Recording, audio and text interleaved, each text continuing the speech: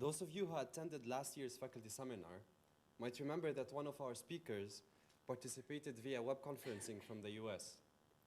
This speaker had planned to come to Beirut to give his talk and a workshop, but the situation in the country was not favorable. This year, it is my pleasure to introduce him in person. Please welcome Professor Alan Aycock, an expert in blended learning, who is going to talk about this teaching method in large enrollment classes. Thank you very much. I'm glad to be here in person. I do recognize the room from last year's, but welcome from the land of beer and bowling, Milwaukee. What I'm going to do today, indeed I will be talking with you a little bit about scaling up and larger enrollment blended courses, but I really wanted to begin today by talking first about what blended learning is and why you should want to go blended in the first place in smaller courses, let alone in larger courses. And in order to do that, I have to tell you that I am, by profession, a cultural anthropologist. I have no technological training. My main work for most of my career has been in the anthropology of religion. And I began my teaching in blended learning precisely in that area, in the anthropology of religion. This is a course that I've taught for, I don't know, probably 25 or 30 years now.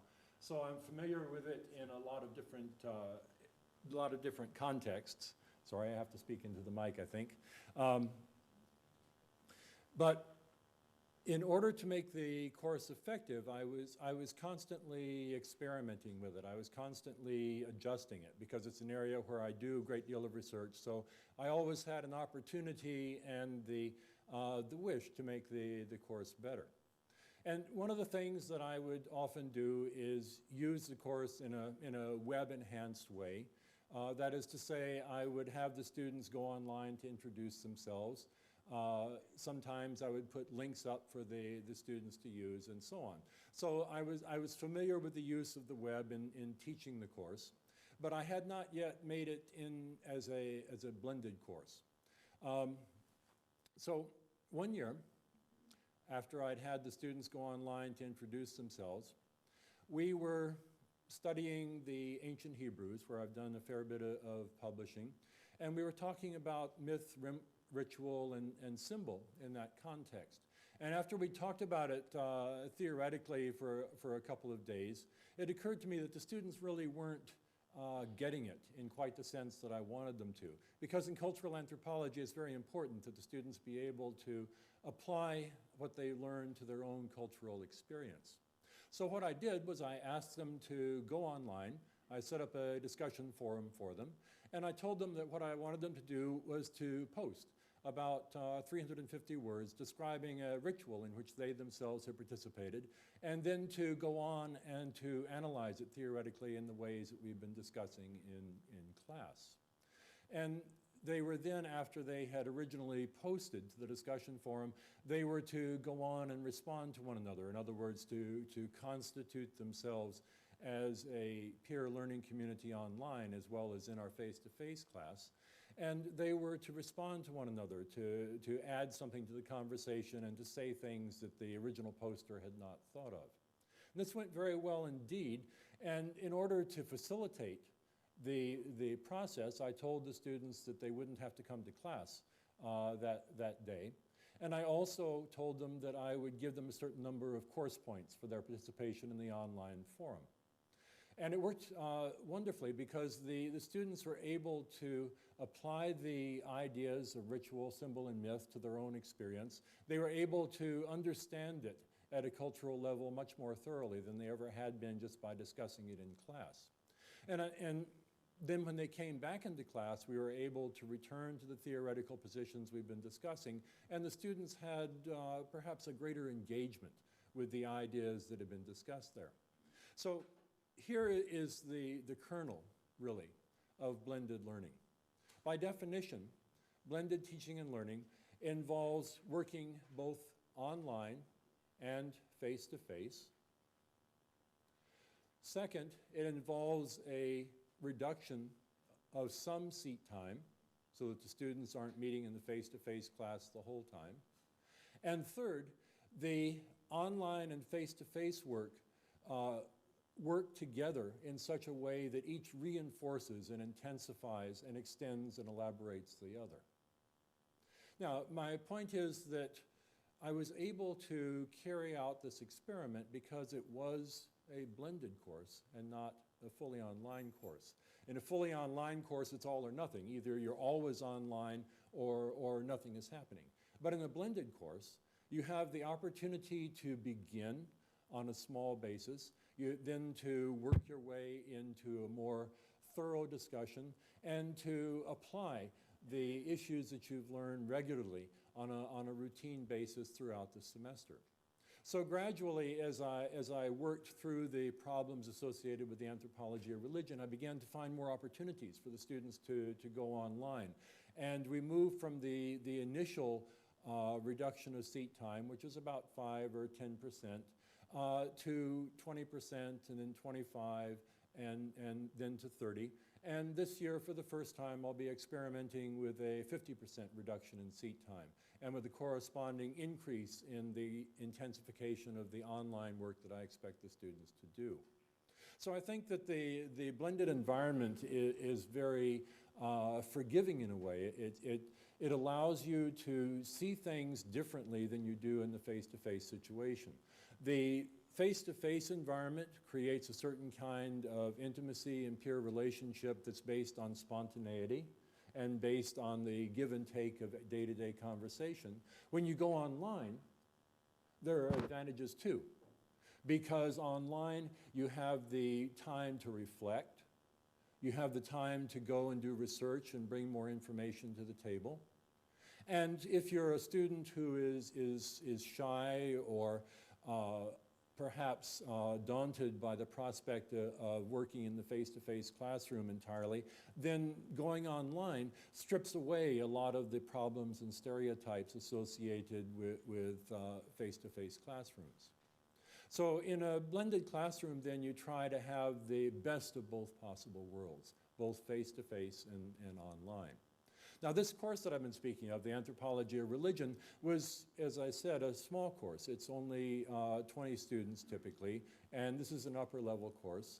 So I wanted to tell you today about essentially courses that are much larger. What do you do in a larger course? Say if you have not 20 students, but 40 students, or even more. And the example that I want to give you is an example that is being used currently in a course in international law, in political science. Let me just see here. I'll bring this course up. This is a course in international law, and is taught by a colleague of mine, Dr. Bob Beck. And one of the things that Bob himself would tell you, were he here, that it's an incredibly boring and abstruse course. The information that the students have to assimilate is typically very complex. It's non-intuitive. It's hard to read and understand. And it's very difficult to try to get the students to engage with the material and to understand the problems that are essential to the way in which Bob wants people to work with international law. So what he decided to do was to take the course and divide it in half, basically. On Tuesdays, the students are online, and on Thursdays, they're in the face-to-face classroom. In the online portion of the course, what they do is let me find the bottom here. He's got a very thoroughly built course. What they do is they review the lectures that Bob has put online. These are lectures that are basically being created in flash media so that the students can watch them without having a great deal of difficulty. And they're lectures, moreover, that the students can review over and over again. So the parts that they don't understand are things that they can go back and look at. Now, after they have looked at the lecture, then they go back and they study the particular case for a given day. And the case, again, is posted online. The students have to review it, and they have to understand it. Now, in order to make sure that the students understand the case. What Bob requires the students to do is to write a brief.